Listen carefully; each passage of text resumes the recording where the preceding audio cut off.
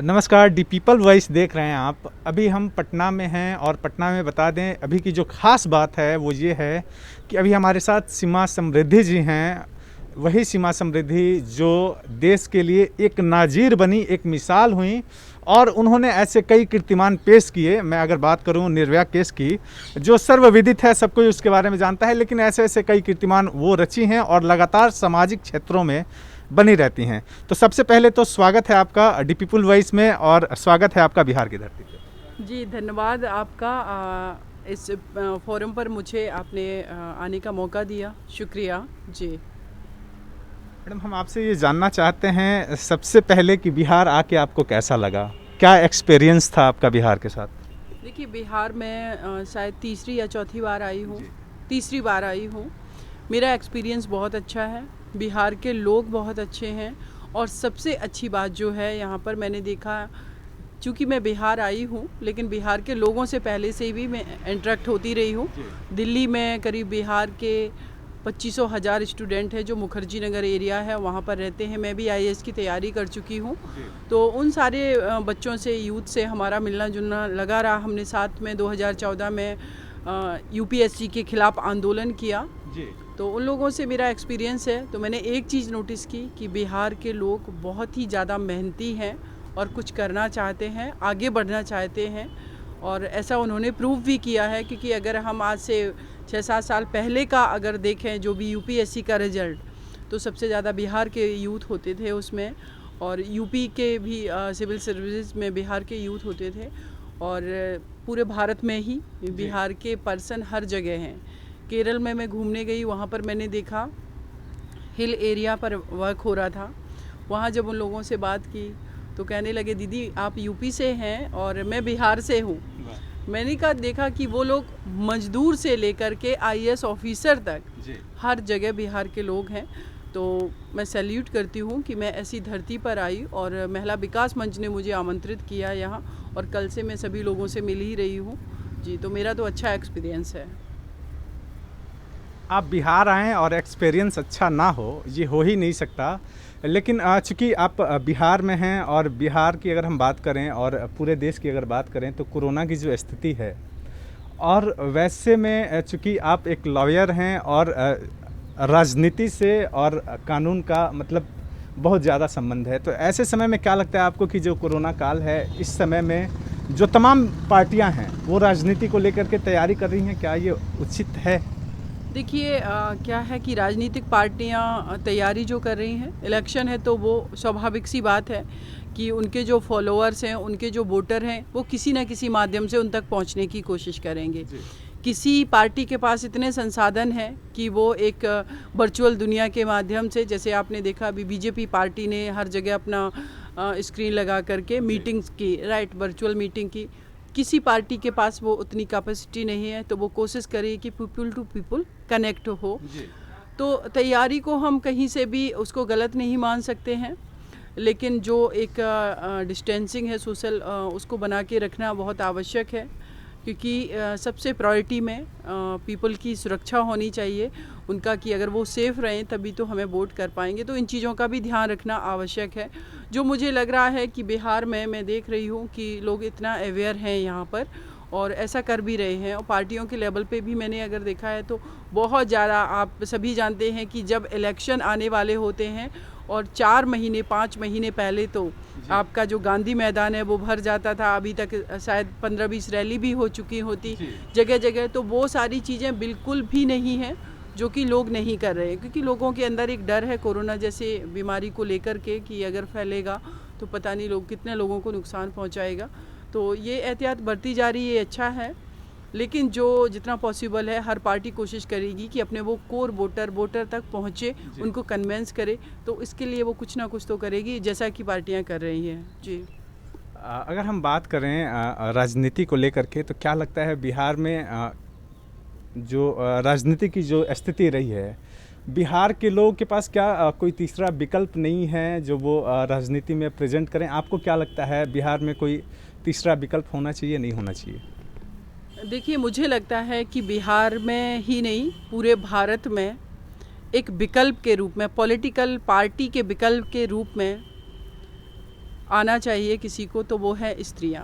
देश की 49% आबादी हर पार्टी की फॉलोअर है, चाहे वो नेशनल पार्टी कांग्रेस हो, बीजेपी हो, या हम बिहार की बात करें तो बिहार में चाहे जेडीयू हो या आरजेडी हो, ये सारी पार्टियां महिलाओं को सिर्फ अपना वोटर समझती हैं और उस वोट को अट्रैक्ट करने के लिए टाइम टाइम प्रॉमिस करती हैं कि हम महिला सुरक्षा करेंगे, उनको साइकिल प्रोवाइड करवाएंगे, किसी के लिए कुछ करेंगे, किसी के लिए कुछ करेंगे, लेकिन कभी भी महिलाओं को पार्टी के रूप में विकल्प नहीं बनने दिया गया है।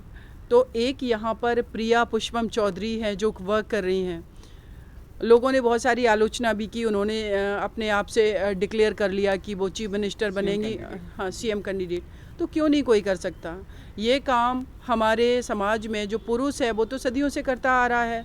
अपने आप को पहले उसने कबीले का मुखिया घोषित किया, फिर वो अपने आप को सामंतवादी जो व्यवस्था चली उसमें सामंत घोषित किया अपने आप को, फिर उसने डीएम एसडीएम जब भी ये सिस्टम आया तो वो बनाया। उसके बाद जब फीमेल ने अपना दावा प्रस्तुत किया कि हम भी ह्यूमन बीइंग हैं, हमारे भी राइट हैं, तो हम भी इस फ्रंट पर आएंगे, लेकिन एक विडंबना कहेंगे कि पॉलिटिक्स में जो महिलाएं हैं वो कहीं ना कहीं अभी अपना कोई स्पेस नहीं बना पाई हैं। तो जो पुष्पा प्रियम चौधरी ने जो किया, पुष्पम ने, मुझे लगता है कि उन्होंने एक मैसेज दिया है कि हम भी विकल्प हो सकते हैं। महिला विकास मंच यहाँ बहुत अच्छा काम कर रहा है, तो क्या महिला विकास मंच पार्टी के रूप में नहीं आ सकता है? तो बिहार के अंदर मुझे लगता है कि 2 पार्टियां ऑलरेडी सत्ता में आती हैं जाती हैं, अब एक महिला की पार्टी होनी चाहिए और महिला द्वारा लीड की हुई पार्टी होनी चाहिए। ऐसा नहीं कि महिला पार्टी के नाम से हमने बना दिया और उसका लीड करने वाला कोई लीडर मेल ही है, क्योंकि मेल से कोई ऑब्जेक्शन नहीं है, लेकिन इशू ये है कि पूरे भारत में जो सिस्टम बना है वो मेल के द्वारा ही बनाया गया है, चाहे वो सामाजिक व्यवस्था हो, चाहे हमारी पॉलिटिकल व्यवस्था हो, या हमारा पारिवारिक ढांचा हो, या हमारा एजुकेशन सिस्टम हो, या हमारे व्यापार हो, इंडस्ट्री हो, कुछ भी हो। तो क्या अगर वो महिला एक बनाती वहाँ पर ये सिस्टम पूरा, तो वो कैसा होता? हम कहीं ना कहीं ब्लेम करते हैं कि हमारा समाज बहुत विकृत मानसिकता का हो गया है, बहुत रेप हो रहे हैं, व्यापारियों का हत्या कर दी जाती है। अभी गोपालगंज में एक जो बिजनेसमैन है उसकी हत्या की गई है, महिलाओं के साथ रेप हो रहे हैं। तो क्या अगर महिला थर्ड विकल्प के रूप में आएगी तो वो इन चीज़ों को कैसे देखेगी जी? क्योंकि वो तो करुणामयी होती है और वो जो स्त्री है वो उसके हिसाब से भी समाज को परिभाषित होना चाहिए। अभी तक पूरे भारत के अंदर हर पार्टी को मेल पर्सन ही लीड करता हुआ आया है, तो उसके हिसाब से जब आप एक समृद्ध भारत नहीं बना पाए, इतनी सारी समस्याएं हैं मेरे देश के अंदर, इकॉनमी डगमगा रही है, सामाजिक व्यवस्था में प्रॉब्लम्स हैं कि लड़कियों का रेप हो रहा है, व्यापारियों की हत्या की जा रही है, यहाँ पर ज़्यादातर गरीबी, हम अभी तक 70 साल होने के बावजूद भी इस देश से गरीबी ख़त्म नहीं कर पाए। अभी देखा आपने कि जब लॉकडाउन स्टार्ट हुआ तो लाखों की संख्या में हमारे देश का गरीब मजदूर पैदल अपने घर के तरफ रुख कर रहे थे। अगर मुझे लगता है कि लॉकडाउन नहीं होता तो एक्चुअल में स्थिति जो हम लोगों ने देखी वो नहीं पता चलती, सिर्फ आंकड़ों के माध्यम से पता चलती है। तो क्यों ना इन सारी चीज़ों को एक महिला के नज़रिए से देखा जाए, और वो तभी संभव होगा जब महिला एक विकल्प के रूप में, थर्ड फ्रंट के रूप में बिहार में एक पार्टी स्टेबल करेंगी, या फिर वो फ्रंट लाइन पर आकर के लीडरशिप लेकर के लीड करेंगी। बिहार में राबड़ी देवी जी मुख्यमंत्री रही हैं, मैं उनको लीडर नहीं मानती, इसलिए क्योंकि उनके पति जब उनके पास ऊपर एलिगेशन लगे तो उन्होंने अपने परिवार की सदस्य, अपनी पत्नी को बेस्ट समझ के उनको मुख्यमंत्री बना दिया। लेकिन अगर हम उस कार्यकाल की बात करें, डेवलपमेंट क्या हुआ? क्या राबड़ी देवी जी ने कुछ स्थापित किया? क्या कुछ डिफरेंट दिया सोसाइटी को? तो नहीं दिया है। तो जो पढ़ी लिखी बिहार की महिलाएं हैं उनको फ्रंट पर आकर के थर्ड विकल्प उनको अब गठित करना है, और अक्टूबर में जो आई थिंक इलेक्शन होने वाले हैं उसमें रोल अदा करना है, और 49% जो बिहार की आबादी है महिलाओं को, उनको प्रूफ करना है कि अब समाज में बदलाव, परिभाषाएं जो राजनीति की हैं वो हमारे तरफ से गढ़ी जाएंगी। जी बहुत बढ़िया बात इन्होंने रखा कि बिहार की जो महिला आबादी है जो कहीं ना कहीं हर बार शोषित होती है, या जिनको सत्ता में वास्तविक भागीदारी नहीं मिल पाती है, उनको आगे आकर के इन चीज़ों को लीड करना चाहिए। आखिरी सवाल आपसे पूछेंगे, क्योंकि आपकी दिनचर्या बड़ी व्यस्त रही है, तो ये जानना चाहेंगे, आप जब पढ़ाई के अपने दौर में थी तो आप एक यूपीएससी के एस्पायरेंट के तौर पे आप लगातार प्रयास कर रही थी, फिर ये एडवोकेट का फील्ड ये कैसे आपने इसको चूज़ किया? देखिए, मेरा जो लॉ है जी। वो मैंने 2005 में किया। ओके। उस टाइम मैं यूपीएससी की प्रिपरेशन नहीं कर रही थी, मुझे एडवोकेट ही एक्चुअल में बनना था। लेकिन उत्तर प्रदेश, बिहार में एक क्रेज है लोगों के अंदर कि जो भी बच्चे आईएएस की तैयारी करते हैं या वो कंफर्म क्लियर कर लेते हैं, जी। तो समाज में उनकी एक रेपुटेशन होती है, उनको गाड़ी मिलता है, घर मिलता है, बंगला मिलता है। मुझे लगता है ये एक परसेप्शन होता है, लेकिन मेरे अंदर में मुझे हमेशा से एक बात लगती थी कि मैं देश के सर्वोच्च न्यायालय में, ये भारत की एक बहुत अच्छी एडवोकेट बनूं। जी। ये मेरा 12th के बाद से क्लियर हो गया था। मैंने यूपीएससी की तैयारी के दौरान एक चीज़ को मैंने सीखा कि मेरे पास जो नॉलेज आई है उस यूपीएससी की पढ़ाई के दौरान, भारत की राजनीति को पढ़ना पॉलिटिकल साइंस के रूप में, ज्योग्राफी, भारतीय ज्योग्राफी जो है, इंडियन ज्योग्राफी है, वर्ल्ड ज्योग्राफी है, इंटरनेशनल पॉलिटिक्स है, इंटरनेशनल कैसे पॉलिटिक्स वर्क करती है, जो ऑर्गेनाइजेशन है वो कैसे वर्क करते हैं, ये हमारे लिए बहुत ही बेनिफिशियरी रहा। हमने भारत के समाज को पढ़ा, हर चीज़ को, जो मुझे लगता कि अगर हम यूपीएससी की प्रिपरेशन नहीं करते तो शायद इन चीज़ों की जानकारी से मैं वंचित रह जाती। तो वो मेरी वहाँ की स्टडी मेरे लॉ के फील्ड में काम आई।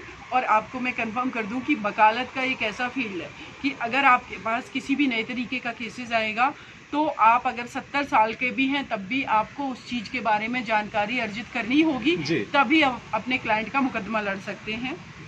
तो वो मेरे लिए बेनिफिशियरी ही रहा। लेकिन हाँ, कहीं ना कहीं परिवार, समाज, इन सब का जो माइंड सेट है एक है बना हुआ है कि जो डीएम है वो एक डिस्ट्रिक्ट का सर्वे सर्वा होता है, प्रशासनिक अधिकारी होता है। तो मुझे लगता है कि ये बहुत छोटी चीज़ है। हर व्यक्ति डीएम नहीं बन सकता, हर बच्चा के अंदर ये क्वालिटी नहीं होती है। कोई इंजीनियर बनना चाहता है तो इंजीनियर बनना चाहिए, कोई एक्टर बनना चाहता है तो एक्टर बनना चाहिए। जिसको जो फील्ड पसंद है उसको उस फील्ड में वर्क करना चाहिए। तो इसी तरीके से, और जब मैं दिल्ली में ही मुखर्जी नगर में थी, तो अगर आप 2005 से जोड़ेंगे, 6 में मेरा रजिस्ट्रेशन हुआ, फरवरी में, तो करीब मैं 13 साल मेरा एज ए लॉयर मेरा रजिस्ट्रेशन का हो गया है एज ए लॉयर। और प्रैक्टिस का बहुत साल नहीं हुआ था, लेकिन मैं प्रैक्टिस में थी। और निर्भया केस, जब निर्भया के साथ क्राइम हुआ, तब मैंने डिसाइड कर लिया कि अगर शायद मैं एक डीएम होती तो निर्भया को क्या जस्टिस दिला पाती। मैं एक पर्टिकुलर डिस्ट्रिक्ट में सीमित होती। अब तो मेरे पास, मैं फ्री हूँ, फ्री वर्क कर सकती हूँ। इंडिया के किसी भी कोने से अगर केस आएगा, किसी भी तरीके का केस होगा, उसको मैं हैंडल करूँगी और उस बेटी को न्याय दिलाऊँगी, चाहे वो केरल की हो या बिहार की हो या हमारे साउथ इंडिया में कहीं की, नॉर्थ इंडिया में कहीं की भी हो। तो हम न्याय का अगर काम करेंगे उसके लिए, तो आई थिंक मुझे लगता है कि मेरा ये प्रोफेशन मुझे ज़्यादा सेटिस्फाई करता है।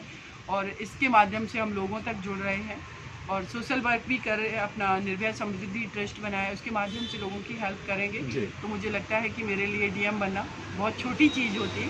और अगर मैं एक अच्छी लॉयर बन पा रही हूँ, प्रोसेस में है कि और अच्छा प्रूव करूँ, तो ये मेरे लिए ज़्यादा अच्छा है, मुझे सेटिस्फाई करने वाला है। इन्होंने बताया कि जिसके अंदर जिस चीज़ की काबिलियत है, जिसमें वो काम करना चाहते हैं, जो उनका पैशन है, जुनून है, अगर उसको करें तो वो ज़्यादा बेहतर कर सकते हैं। और ये तमाम जानकारियाँ इन्होंने हमारे चैनल के माध्यम से दी। बहुत बहुत धन्यवाद मैडम हमारे साथ। जी, आपका बहुत बहुत शुक्रिया। और स्पेशली मैं कहूँगी कि देखिए, आपने शायद आईएएस की तैयारी नहीं की होगी और आपके जो ये साथी हैं, इनका नाम मैं मिस कर रही हूँ, हाँ, अनिल कुमार द्विवेदी जी। अभी इनसे जब हमारी ऑफ कैमरा बात हो रही थी, तो मैंने देखा कि आपको भी अच्छी नॉलेज है। आपके जो साथी जो शूट कर रहे हैं यहाँ पर, अनिल कुमार द्विवेदी जी, इनका भी मैंने देखा कि क्या परसेप्शन है सोसाइटी को लेकर के, तो बहुत ही पॉजिटिव चीज़ें मुझे समझ में आई।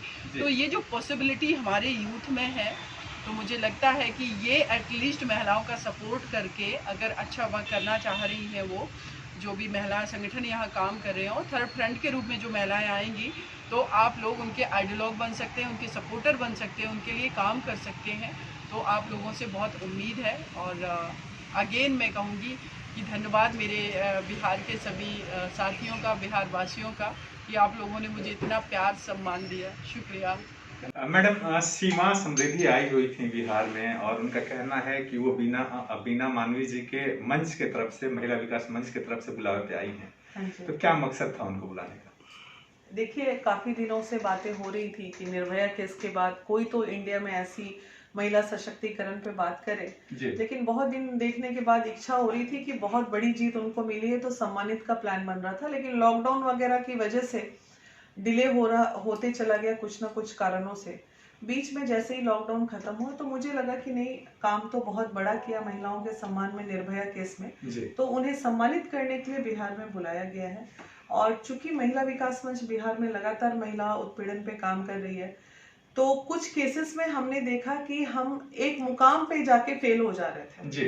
जहाँ कोर्ट के मामले आते थे, जहाँ न्यायिक प्रक्रिया में फेल हो जाते थे उसमें हम, क्योंकि उसकी जानकारी, मैं एडवोकेट तो हूँ नहीं बाय प्रोफेशन, तो मुझे लगा एक एक्सपर्ट एडवाइस की मुझे जरूरत पड़ेगी, इसलिए भी उन्हें मैंने बुलाया और कुछ केसेस उनको मैंने दिए हैं जिसपे 2-3 रेप केसेस का मामला है जो कि 4 साल से पीड़िता को न्याय नहीं मिला है, जबकि कोर्ट ने साबित भी कर दिया है कुछ मामलों में कि ये रेप है। पॉस्को एक्ट के बाद भी व्यक्ति बाहर घूम रहा है, अरेस्ट नहीं हुआ। इस तरह के मुद्दों को ध्यान में रखते हुए उनको बुलाए और कल सारे केसेस पे उन्होंने डिस्कस भी किया, विक्टिम से मिली भी है। तो मुझे लगता है अब थोड़ा सा एक सुकून हो गया महिला विकास मंच को कि हमें न्यायिक प्लेटफॉर्म पे एक सॉलिड पिलर मिल गया है उनके आने से। मैडम, समाज में जो दुर्दांत अपराधी हैं, जिनको ऐसे जघन्य अपराध करते हुए डर नहीं लगता, आप लोग उनसे भिड़ जाते हैं, क्या डर नहीं लगता आपको इसके बारे में सोच के कि आप भी एक महिला हैं और कब तक उनसे लड़ेंगे इन चीजों को लेकर? देखिए, ऐसा है ना, डर तो मुझे नहीं लगता है, मैं थोड़ी डरती नहीं हूँ मैं, क्योंकि जीवन तो एक ही है। 100 को तो मैं न्याय नहीं दिला पाऊंगी, लेकिन अगर किसी चीज का जुनून है सीने में कि नहीं मुझे ये करना है, तो लगता है कि अपने सुकून के लिए। पर्सनली टीम में तो लाखों महिलाएं हैं और सब लगी हुई हैं हर कोई, तो ये तमाम महिलाओं के दर्द का प्लेटफॉर्म है और पूरी टीम मेरी इसलिए इन्वॉल्व हो जाती है किसी भी केस में, क्योंकि कहीं ना कहीं हर मामले में ना जो महिलाएं सामने आ रही हैं वो भी और जो नहीं आ रही हैं वो भी, महिलाओं के साथ ये प्रताड़ना शब्द तो सबके घर घर की कहानी है। तो इसलिए डर मुझे पर्सनली, आपने सवाल पूछा तो मुझे पर्सनली डर नहीं लगता, क्योंकि ज्यादा से ज्यादा क्या होगा, जान जाएगी। तो इस आंदोलन में अगर जान जाएगी तो कहीं ना कहीं वो 100 को न्याय दिला के जाएगी, तो ऊपर जाके भी कुछ ना कुछ अच्छा ही रिजल्ट लेके आएंगे। बड़ी बेबाकी से इन्होंने कहा कि अपनी जान की परवाह किए बगैर समाज के दूसरी जो स्त्रियां हैं उनके लिए लगातार लड़ना और उनके हक की बात करना महिला विकास मंच ये लगातार करते रहता है। और इसके लिए इन्होंने इनका जो एक कोर्ट वाला जो मैटर था जहां पे महिला विकास मंच थोड़ी सी कमजोर पड़ती थी, इसी चीज से उबरने के लिए और इसी को सशक्त करने के लिए कि और मजबूती से ये सारे केसों को लड़ें, इन्होंने अपने एज एन एडवोकेट सजेशंस के तौर पे या अपने एक न्यायिक प्रक्रिया में सहायक के तौर पे सीमा समृद्धि जी को बुलाया था, जिन्होंने बहुत सहज इसको स्वीकृत किया और लगातार वो इनके साथ रहेंगी, इनको न्याय दिलाने का काम करती रहेंगी। बहुत बहुत धन्यवाद। Thank you.